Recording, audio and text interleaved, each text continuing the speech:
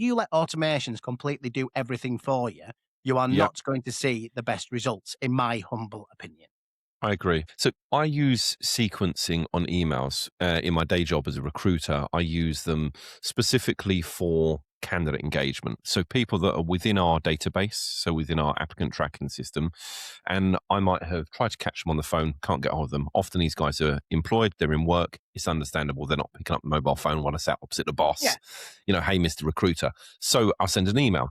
Try to reach you. I'm interested to talk to you about this role. Can we schedule a time where we can follow up? Now, I'm aware through experience that those emails, even if they're of interest, can go missed. So I will sequence a follow up to that 1 or 2 days later, just to say, tried you a couple of days ago. I think following recent conversations, this would be something of interest. Do please let me know if you'd like to line up a call, a discreet call. I'll generally stop it there though, because there's some platforms that would suggest just keep spam until they respond.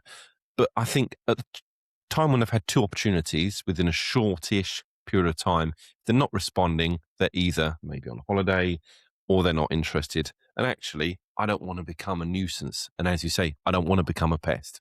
Interesting you should say this, because we looked at because if somebody's out of office, Yeah. you obviously get a bounce back within the Yes. automations or whichever Yeah, email should do. address that you send it to, Yeah. is what you should do. Yeah. And there were some that I went through, and I went through with my team members and Yeah. said, look, we need to be keeping on top of this. So we've got some that are on maternity leave, for example, Right. Okay. Yeah. or on extended leave.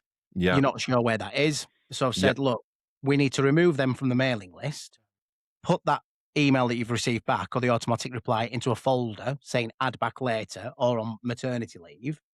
And then we'll look to reintroduce them to the campaign when we know if they're or certain if they're back or not. And I got a Yeah. question at the time, That it's like, makes well, sense. why? And I was like, well, because if they're off for 6 months and they come back and see 823 emails from Wellity Global, what are Mm. they going to do?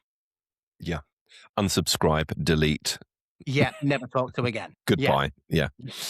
Yes, it's not considerate. It's not aware, is it?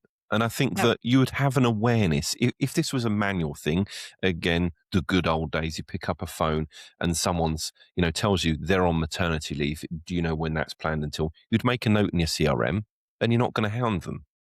Why would you? There's no benefit.